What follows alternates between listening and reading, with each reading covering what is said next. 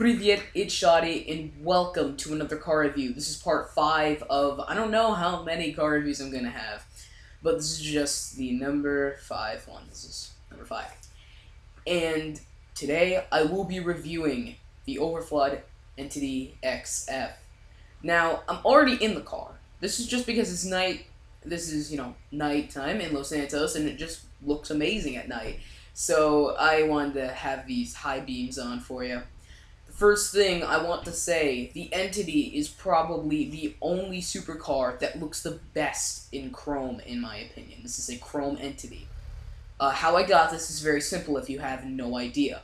I just won 47 races in this class, the supercar class. As well, the green wheels kind of really just show off what the Entity can really do. But at the same time, Chrome is a good color for the Entity. It's sleek, it's nice, and it's very close to silver.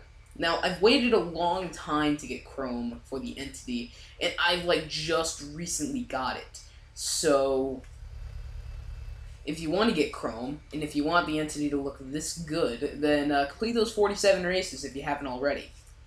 Anyway, let's just talk about what the XF has in store. Well, when you look at the back, it's obviously a hybrid of some sort. No one really does know what the Entity is in real life, actually. Some say it is a Lamborghini, some say otherwise that it's a hybrid between a Lamborghini and Ferrari. No one really knows because they say that the front kind of looks like a Ferrari, but then the back looks like a Lamborghini. So no one really knows what the Entity is. Some say it's a hybrid, some say it's not even a car in real life whatsoever.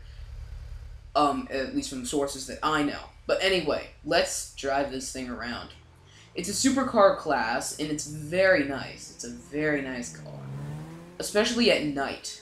The chrome shining at night is definitely something that the Entity would resume to be. Again, the Entity is not really used for showing off, such as the Adder. The Entity is actually for racing. Surprisingly, like the Centorno, this thing is fast, and when you upgrade it, it is fast. And you just don't want to mess with this thing. You really don't. In races, then. Now, there are some downsides, but we're going to get into that later. The Entity Super Class is the super class that it is. It's a very fragile car. And when I mean fragile, it's fragile. That's why I put 100% armor on this thing. It's a very fragile car. One little dent could cause the entire right side of a headlight to push into the car. And no, I'm not even kidding. It's a very fragile car. At top speeds and then ramming into something, even at the slightest, will send the Entity flying probably 10 feet away. Or even 10 yards away. Which is very, well, not good. That's the only problem with the Entity. These downsides is what give the Entity a bad tip for racing. A good side on the Entity is its speed catches up with ramping. People use the Entity mostly for stunts, if you had no idea. This is more of a stunt car, but at the same time, it does not need any tune-ups to really be a stunt car itself.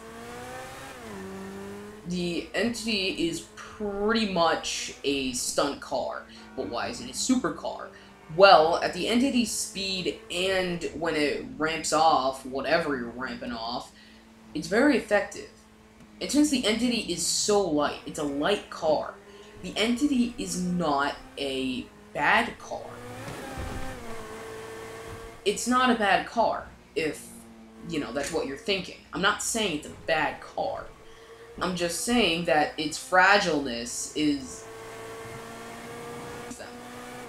It's a racing car, yes, but people who use the Entity are definitely going to have to stay away from open cars. Unless having 100% armor and its handling all the way up, the Entity cannot be a knock-around car. It just can't. If you're thinking of using it as like a Centorno, I'd advise not to. The Entity, again, like I keep saying, it's a fragile car. Why do I keep saying this? Because I want everyone to know that the Entity is not just a little plaything that can be, waggled around all the time. It can't be.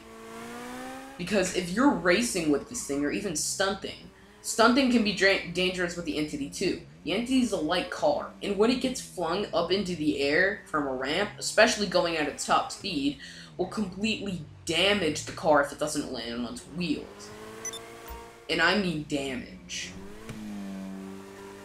When you take a look at the Entity, it's a very sleek car too. It's used for aerodynamics mostly, but its racing habits are up. Its stunting habits are up. This is a race stunting car. It can be driven around like I'm doing right now. It can be. It can be.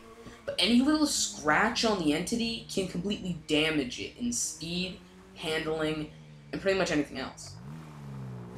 Let's talk about speed. The Entity has a lot of speed. It's a speedy car.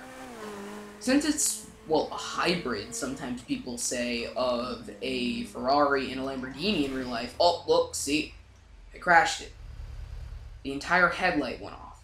Now, since this car is chrome, you can't really see the dent, but it's there. Right there. I'm using this as a demonstration to just show you how fragile the Entity was. I didn't really hit that corner that hard. And already the Entity is scratched up and dented. Gotta be careful with this. Now again, the top speed is very fast. Some even say it's faster than a Zentorno. It is not a car that you want to, how do I say, fool around in. If you're serious about your car collecting and you're serious about this car, treat it well. Because the Entity will treat you well back by giving you a lot of first place. The Entity's handling can vary. It depends on if you're on tar. If you're on tar, the Entity is a very, very good handling car. It's good handling. You just gotta admit it. Good handling, good. On dirt, there's a different. There's a slight difference. The Entity is not good on dirt. Everyone knows that. And if you try to use the Entity on dirt, you better pray you're good at driving. Because the Entity on dirt is probably like Satan coming up from hell and killing him. The Entity is just not a good car to be driving around on the dirt. Right? This is more used for tar driving. As you can see here, the Entity is very well on tar. It's very well on the road. I can see every car, I'm not going to crash into any, and I'm controlling my braking. That's another thing. The Entity has good braking. It's such a fragile car that it needs a lot of braking. It needs braking. Brake, brake, brake.